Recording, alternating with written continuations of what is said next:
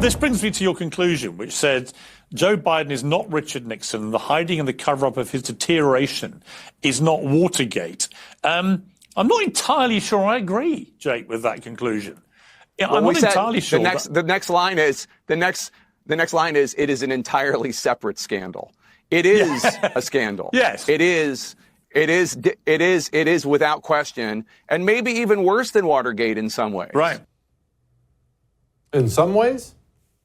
I think if we had a president for 4 years who was not functional and Maoists in his inner circle were running the United States of America, that's a little bit bigger than a couple Republican operatives digging through a couple file drawers. Anyway, let's ask Alex about this. Joining me now, Alex Marlow, editor-in-chief of the awesome Breitbart News. He also wrote the book Breaking the Law. Alex, bigger than Watergate, separate than Watergate. If people were covering up the fact that the United States president was not functional, that's like the biggest scandal of my lifetime. Yeah, so Jesse, I got a bit of a contrarian take here. I think this is a media scandal. It's not a Biden scandal. I think everyone knew. I think that the evidence was very clear. And there's a lot of tips. I've read the book, Original Sin, and it's mostly spy fiction. I mean, it's mostly what it is. It's all based on anonymous sources. I researched Joe Biden very extensively throughout his presidency and before. I wrote a best-selling book called Breaking Biden, New York Times bestseller. There's very few new details in there. There's a lot of griping from people who are upset that Joe Biden lost and don't want any of the blame. Jake Tapper's incredibly unscrupulous. He's not a trustworthy guy. And he's someone who has framed this up as if it was only a handful of people. It was Mike Donnellan. It was Jill Biden who covered this up. What are we talking about? Joe Biden wasn't forthcoming about his health for decades. He admitted he had sleep apnea and hid it for 50 years. He never came clean about his hair plugs or his plastic surgery. Graydon Carter had this newsletter where he tracked down all these plastic surgeons to speculate on all the work that Joe Biden's gotten done. He was lying about the little stuff, Jesse. So, of course, he was going to be lying about the big stuff. And the Democrat Party was content to go along with it. Sam Harris gave away the game last weekend where he said, you know what? He was better than Trump because Trump was evil. That's what this was all about. This is the biggest journalism scandal in history, not the biggest Biden scandal. You know, I actually don't disagree with that take at all, Alex. I would probably put them equal. But yes, the Biden cover-up by Biden's circle is evil. But it's the media's job to stop these things from happening, whether it be Democrat or Republican. He should have never sniffed the Oval Office. It wasn't new. People remember that guy got caught with cue cards when he was campaigning the first time. He was never functional. He was never functional. That's exactly right. And everyone knew that he had all these off days. He confuses his wife and his sister. He calls his sister the love of his life. He keeps smelling all the children. The corn pop rant where he's talking about where he calls black children roaches. Jesse, he called black children roaches in front of black children during the corn pop rant.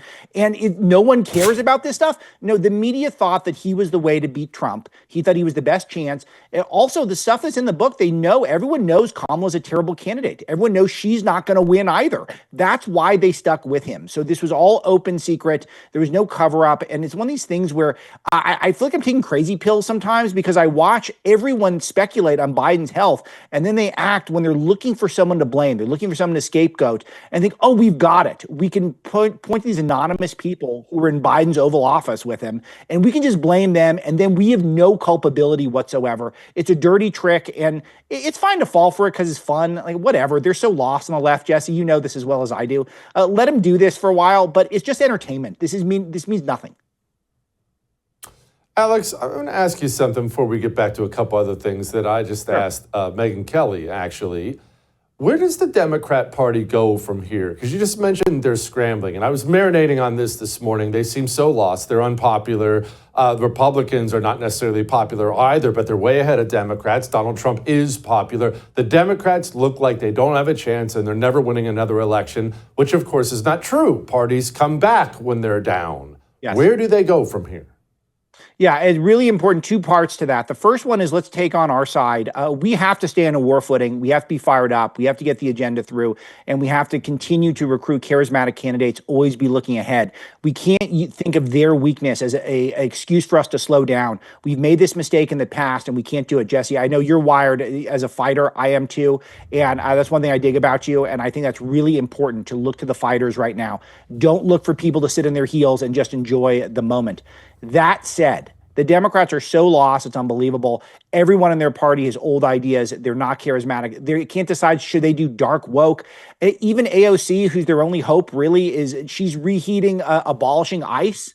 Like, what is that about? It's like she was doing that in 2018 and that didn't work. And now she's going to go back to that again. It's just, they're so lost right now. It's glorious. They don't know whether or not to try to tack back to the center. They can't do that because their base and their donors don't like that. But they also can't lean into the woke because normal people, those young white males they're trying to court, we don't like any of that stuff. So that's not going to work. So they're completely fledgling. They have nothing, which is why we must run up the score now.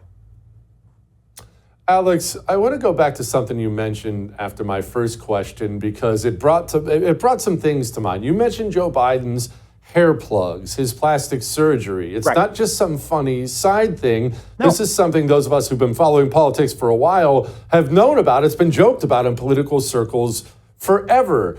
Can you recap that for people who may be newer to this than you are? Yeah, and I think this is really important, is that Joe Biden has been a mystery, the exact state of his health, for a long time. This has been widely reported, not just new in the original Sin book. It's been widely reported. You can read my book, Breaking Biden. And trust me, I'm not making more money on that book in all likelihood. I'm saying this because I did the research on this, and there's very little information about his health. And you're forced to report on stuff like, well, it looks like he has hair plugs, but the White House won't talk about it. Plastic surgeons have speculated he got a neck lift, and it wasn't a very good one. And this was 10 years ago, and that's why it looks weird. But they won't say anything about his health other than that he had a stiff gait. He had a stutter when he was growing up, and he had acid reflux. Those are the only things we were told about a guy who was rapidly deteriorating before our eyes. Jesse, he had 2 aneurysms in his brain that were removed. He was nearly paralyzed. There was a good chance he was going to die on the operating table. There is a minor miracle that he survived the 1980s, and then he became president in the 2020s. This stuff is not new information. This is old information, and Jake Tapper is acting like it's a revelation the guy was going brain dead. He's been going brain dead for 40 years before our eyes. Alex, you obviously have a bunch of sources. You've wrote books. I want to know about Jill Biden, because this is the thing I can't get out of my head. Setting aside all the executive orders and pardons and everything else, setting aside the fact that she sat there for 4 years while her non-functional husband pretended to be president and got laughed at by the entire planet, she was pushing him to run again and fight, according to sources, fighting hard behind the scenes to keep him in. For those of us on the outside looking in, that looks so soulless and evil, she's almost like a Disney movie villain. What's going on there? Yeah, this is one where I don't have a ton to add because I feel like the speculations are pretty much right on. And this does come through in Tapper's book. And I do think it's accurate. Jill does come off as someone who's pushed him out there, doesn't want to give up the limelight, thinks of herself as a star, thought she was made to do this, and wanted him out there continuing to fight for the family's legacy. One thing to note about the Bidens is that family is their number one thing.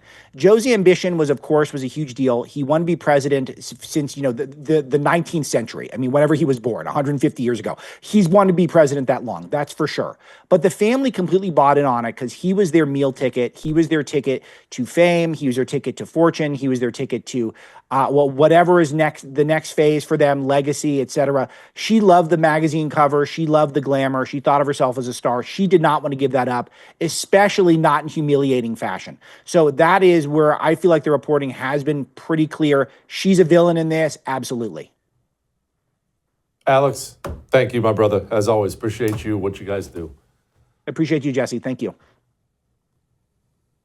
I would thank you for coming to my YouTube channel, but I know how brilliant it is, and I know you love it here. So subscribe and watch. We're going to start really ramping things up and putting some funny stuff, some interesting stuff out there, some collaborations. Either way, my YouTube channel is officially the place to be. So stick around.